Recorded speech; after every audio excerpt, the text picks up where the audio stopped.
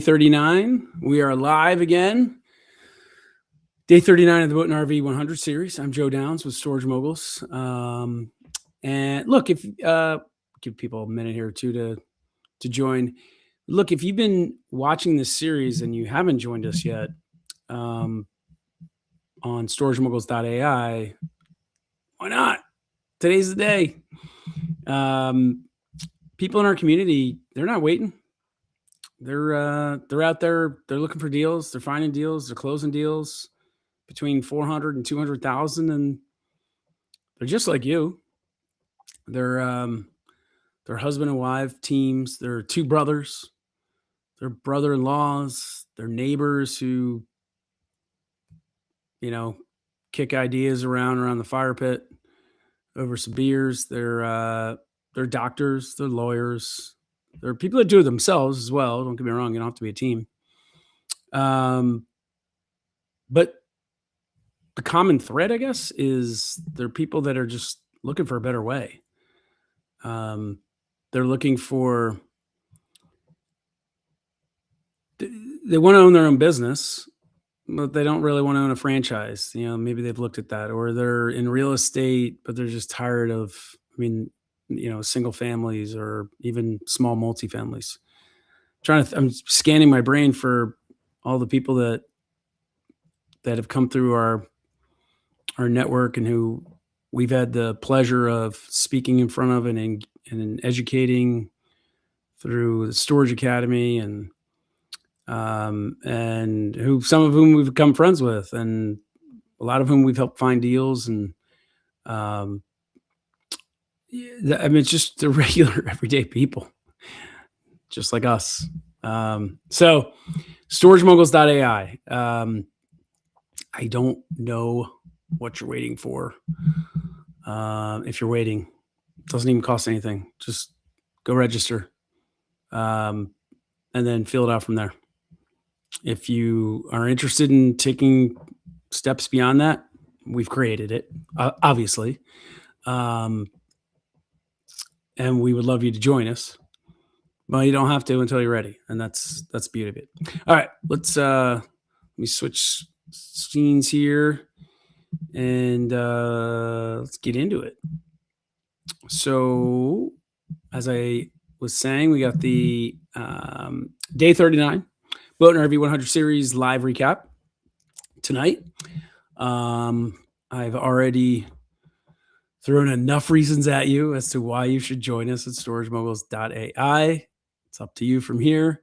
But let's get back to today, because the section 3 is the section where most deals either get done or fall apart. So let's talk about it. And we obviously will have time for some questions at the end. I did get a bunch of emails questions emailed into me. So appreciate that. Joe at storagemoguls.ai, in case you, I think I'm forgetting to say that in some of the videos, but it's Joe at storagemoguls.ai. If you do have questions along the way, feel free to email them in. And all right, let's get going here. All right, so let me walk through what we've covered so far. We did in 5 episodes, we talked about the 5 layers of the financing challenge specific to this asset class. Day 26, we set the frame, the lender problem, which isn't a huge problem, but it can be a problem. Most banks have never seen this deal before, this type of deal, boat and RV. It's not like storage. Again, we went over that on day 26. You can't just walk in cold. You're going to have to educate them. But in that education process, first of all, it's good for you. It's part of your due diligence. But second of all, you get the ability to come in and look like a pro. Lenders that close storage deals once a week, you're not educating them. If you're coming in with a new business, they haven't exactly financed, maybe they financed storage, but not boat and RV. You come in dotting I's and crossing T's, which we show you how to do, makes you look like a pro. I mean, just trust me on it. Day 27, we gave you the package, the document that does the educating for you, the market data, seasonal pro forma, the operator credentials. And this is what I'm talking about when you come in with this package. The lender gets a package like that, feels like they're dealing with, like I said, professional. Day 28, 29, we covered the two most common lending paths, SBA and community banks. And the key distinction, SBA is when you need the guarantee. Community bank is when you have the relationship or you can build one fast. Day 30 was the one that opened the most doors, seller financing, the structure that solves the equity gap and closes deals that conventional financing alone can't touch. And not to confuse people, seller financing is really, there's two ways to talk about it. One, I prefer to say seller carry, but a lot of people don't know what that means, so I say seller financing. The seller carry is really where I'm going and getting a first mortgage, maybe 50, 60%. And then I've got the seller to fill in that gap, whatever. If it was a 60, maybe they're doing 30 and I'm putting 10 down, 10% down. That's a carry. The seller financing, just straight up financing, there is no bank. The seller's the bank. Maybe the seller's financing it to me at 90% and I'm still putting 10% down. I know of people that have done 100% financing deals. It depends on the deal. It sounds great on paper, but might depend on the deal. I don't necessarily know that I always want that situation, but that's seller financing. Seller financing is where the seller is the bank. Seller carry is where there is a lender involved, and then the seller is taking the second. Again, we covered on day 26, 27. The seller has to take that. They have to subordinate their second to the first.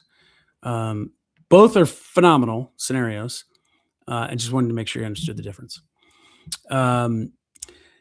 These three come up almost every operator call when we talk about financing. The lender said no. One no is data, by the way.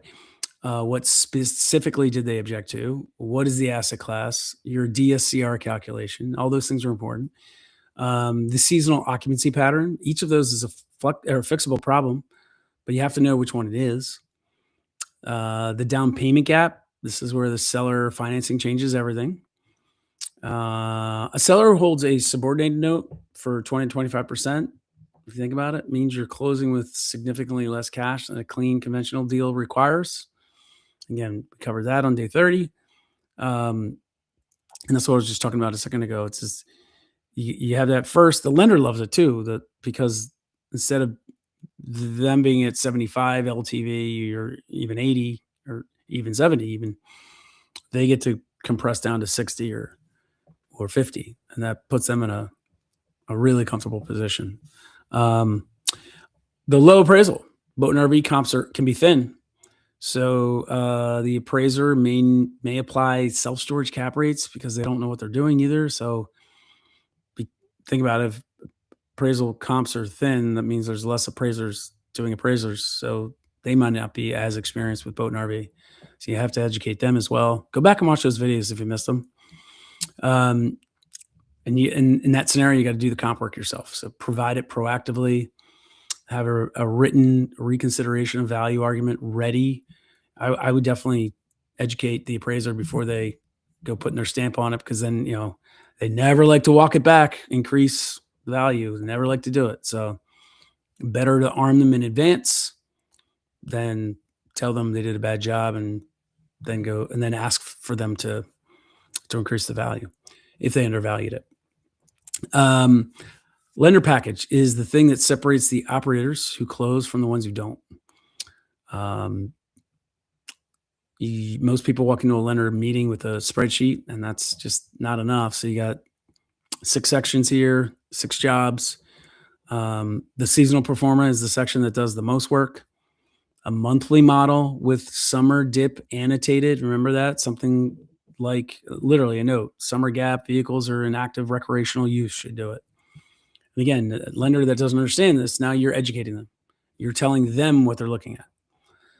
And that annotation prevents the conversation where the lender asks why occupancy is only 70%, as if it's a bad deal. When they read that, they can read, 70. Oh, yeah, that does make sense. And then it's a non-issue. The operator credentials section is one of the most first-time buyers skip. In this vertical, lenders underwrite the borrow just as much as the asset. So even if you don't think your credentials are super specific, like I've managed boat and RV before, you still want to put your best foot forward, show them you're a professional somehow, you've accomplished whatever. So make sure, however you want to puff that up, puff it up. A lender who feels like they know you or understand you um, is more likely to approve you. You know, if you look like a professional over here, and it's not a huge leap to get over here, and you've already bridged it by all the knowledge and the package that you've delivered. Seller financing isn't unusual in this vertical either. It's very common. These are often operators who built their facility from scratch, owned it for decades, probably don't even have a mortgage on it anymore. And a lot of them don't need a lump sum. They need income. Some do. Some need something, but a lot of them really want income. Same in a lot of times you'll find that true in self storage as well, but particularly in boat and RV. So a seller note at 6 or 7% over 7 years, secured by the property they built and know very well, is often a better outcome for them than taking a lump sum. Then they have to figure out what to do with it after a massive tax bill all in 1 year. So some people have plans and don't trust you and whatever, and that's fine. But don't not have the conversation. A lot of them don't even know it's a possibility and might be open to come around to it. And again, that's the science part is in the math. The art, the getting it done, that's an art form. And shameless plug right here. We show you how to do that. StorageMoguls.ai. You got to frame it the way I just talked about it in the conversation, but we'll show you other ways.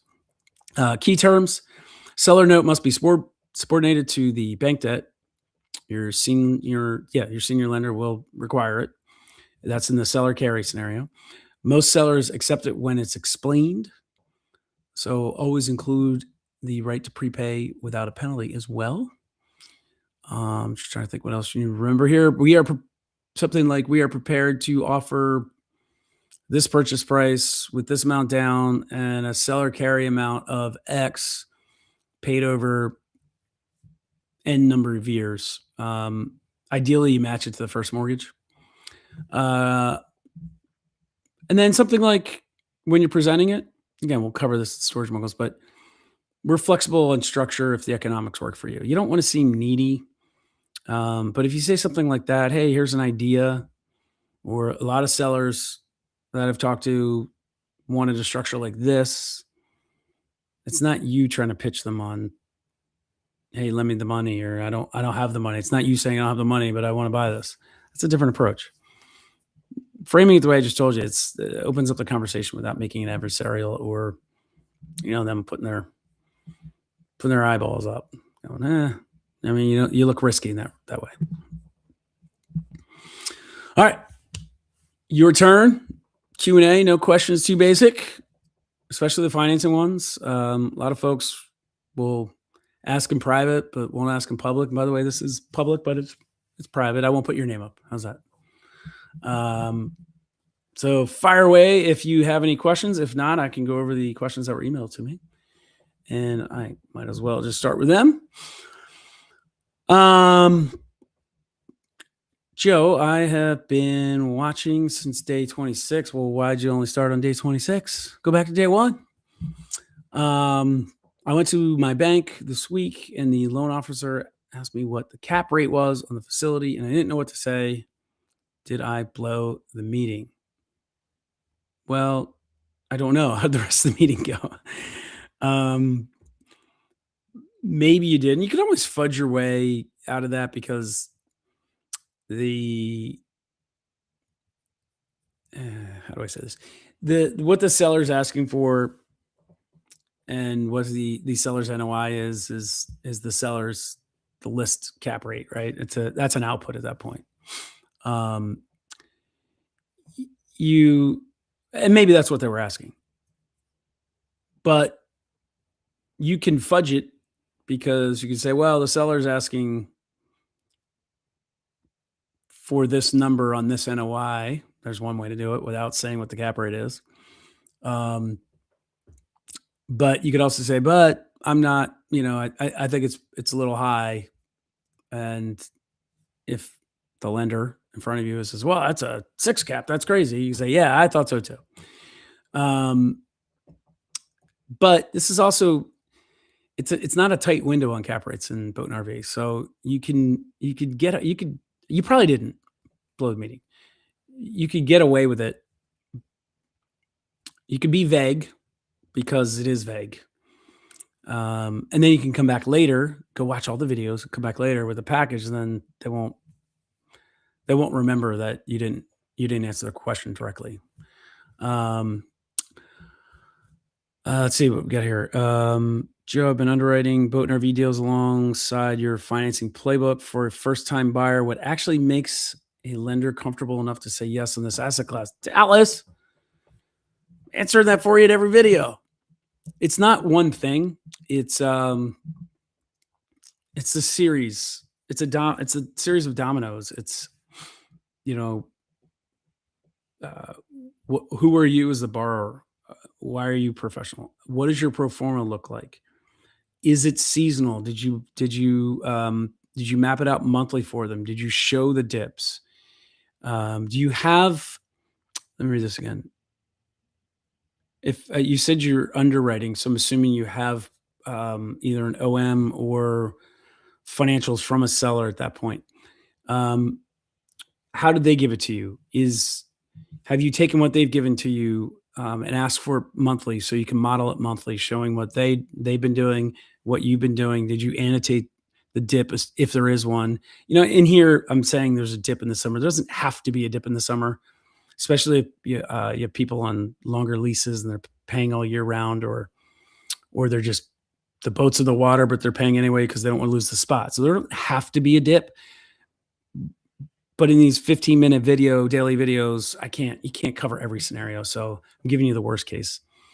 Worst case is in a lot of these scenarios, there is a dip. If there is no dip, then there's nothing to annotate. And then, by the way, that's fantastic. So Dallas, it's really the full package. It's everything. It's the comp section before the appraisal comes back.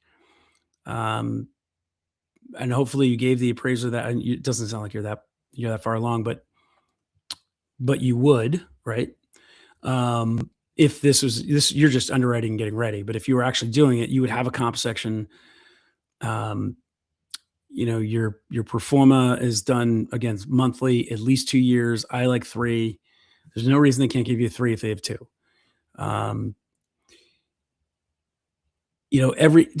Just go through the videos. Every section you want professionally done, filled out, and know it cold. And I wouldn't worry about first-time buyer after that. And you're giving, again, remember who you are. You're going to puff up your little puff piece on who you are and what you've been doing for the last 10 years, 20 years, 30 years, whatever it is. Obviously, anything you've done successfully, anything you've done in business, doesn't have to be, though. I'm just trying to put ideas in your head. You served on a board or whatever. It could be a nonprofit board. It just speaks as to who you are. The lender wants to get to know you as well as the asset. So you coming in with a little bit of a puff piece on yourself, and not so much a puff piece package, but a complete package, that says a lot. It takes the first-time buyer off the table.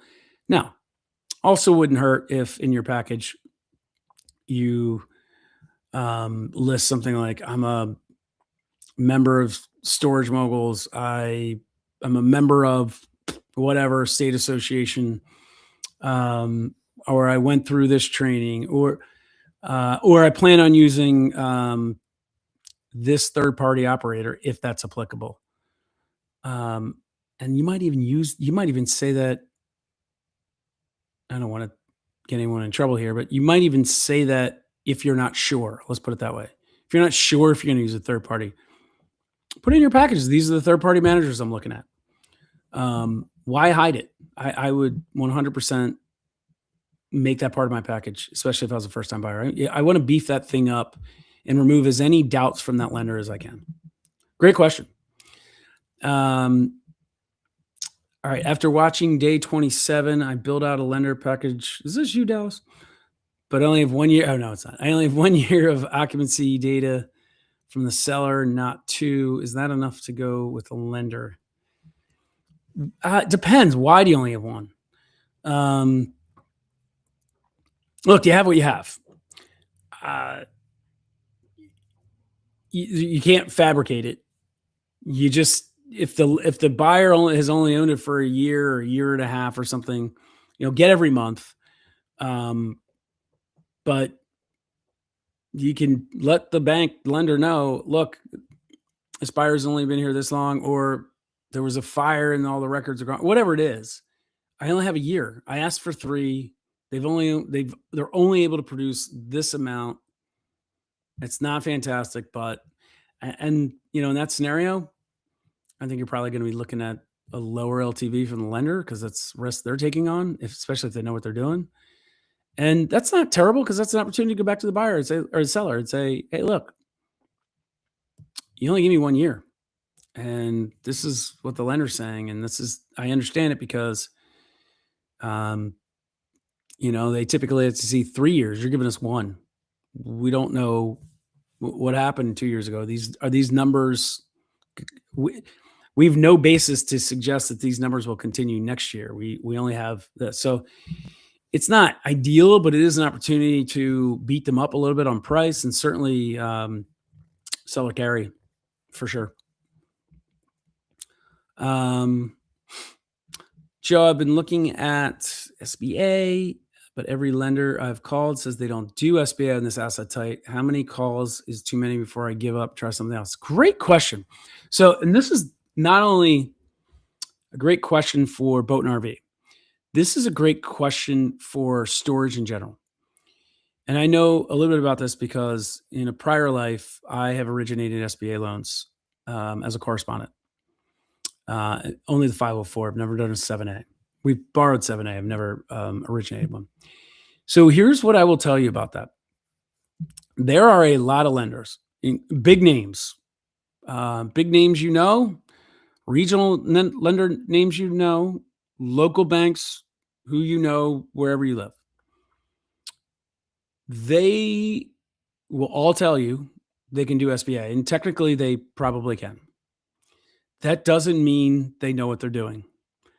When I hear people talk about the SBA and it's a disaster and it's awful and I lost my deal because of the SBA and it took 9 months, it's supposed to take 2 months, and this and that, and they tell you this and then fees, and it's because they went to a lender who doesn't specialize in SBA loans. I wouldn't take book this, write it down, take a picture, video, whatever you want to do. Trust me on this one. If you're going to use an SBA loan, go to an SBA lender. What does that mean? That means a lender who specializes in lending on behalf of the SBA. That's not local bank and trust company. It's likely not local bank and trust company. That's not to say there can't be a local company that's a local bank that does specialize in it.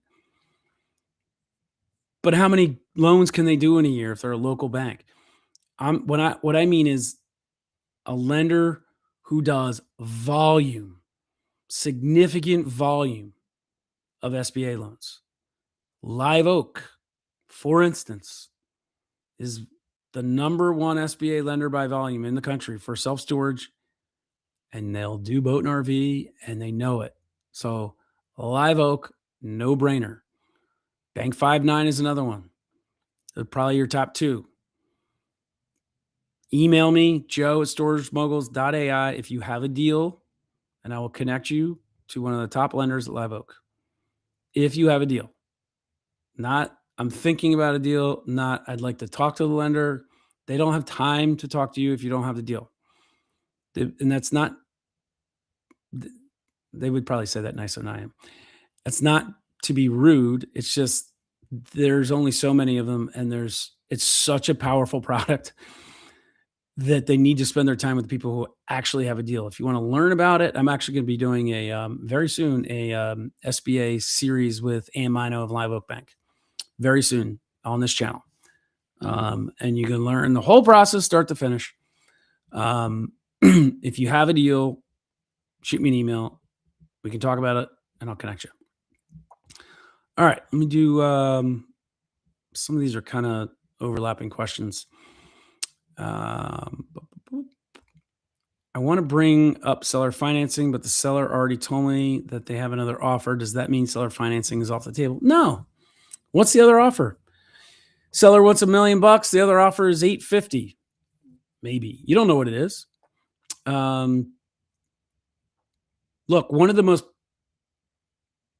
powerful ways to use seller financing, and I'm going to give the disclaimer first. I am not telling you to overpay for a deal just because the seller will finance it. That's not what I'm saying. But a lot of times there are deals where seller wants $1 million. Your underwriting is at 925. Maybe you could stretch to 950 if you tweak this and tweak that. And I'm not saying just tweak things to make it work.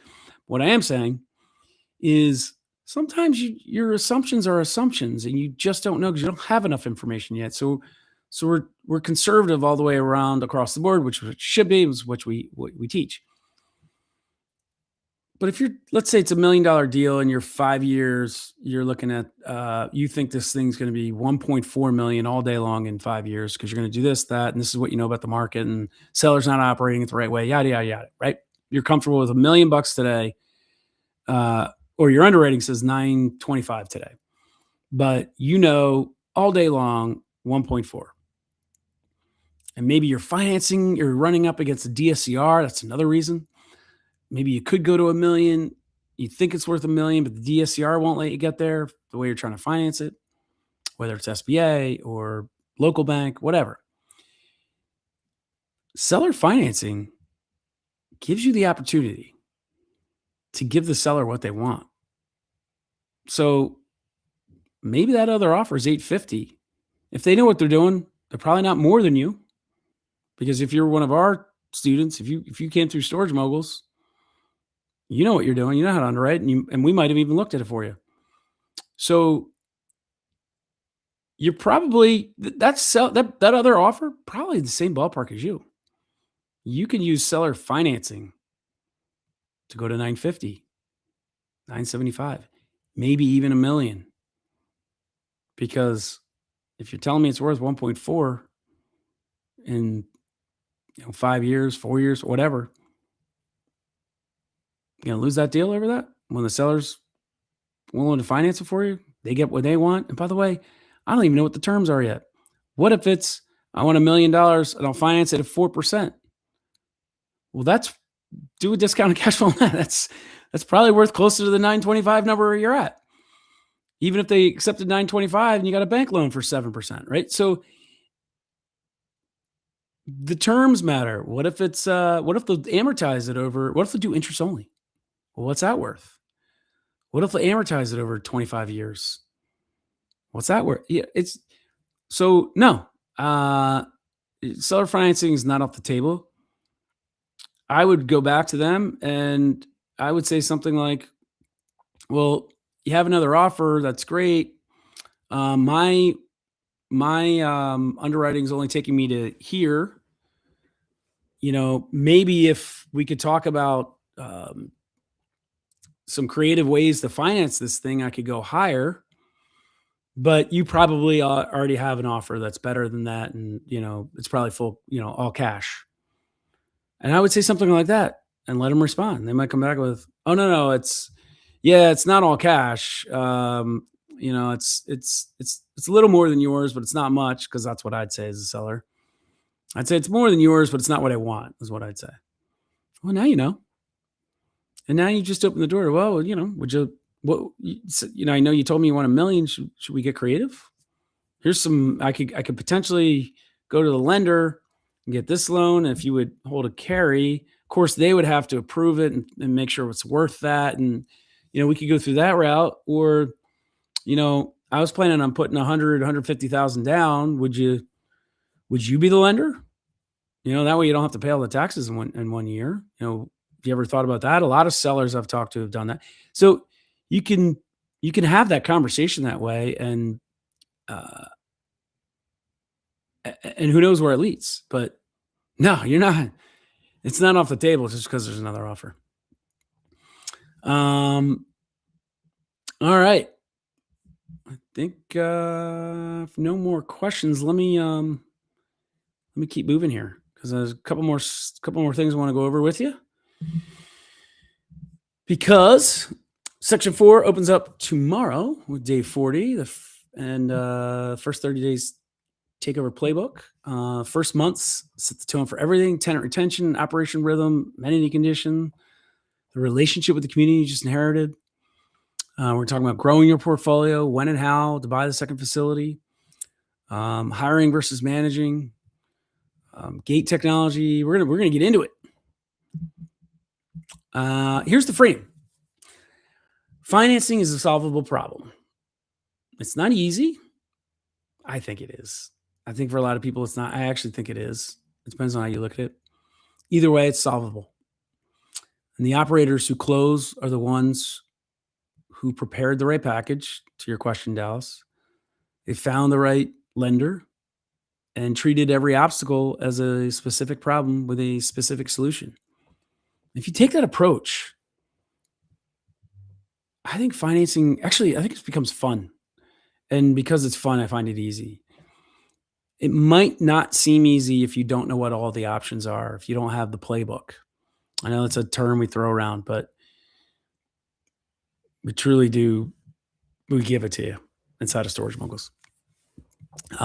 So Section 4 is where we can put you, is where in Boat and RV, where I'm going to put you to work. So we will see you tomorrow. Next up, as I said, day 40, growing your portfolio, when and how to buy the second facility. This is the portfolio building episode with the question most operators ask at the wrong time. When do I buy the second facility? Now, for a lot of you, that's not a problem yet. And I hope to make it one. And if you join Storage Moguls, it will become one. Wondering when to buy that second facility. Please like and subscribe if the financing playbook gave you a clear path where you didn't have one before, and share this with someone trying to figure out how to finance their first boat and RV deal. Send them day 26. That's where the Section 3 starts. And of course, StorageMoguls.ai has a lender package template, seller financing framework, and operators who've been through this process, and it's free to join. So join Storage Moguls, build the package.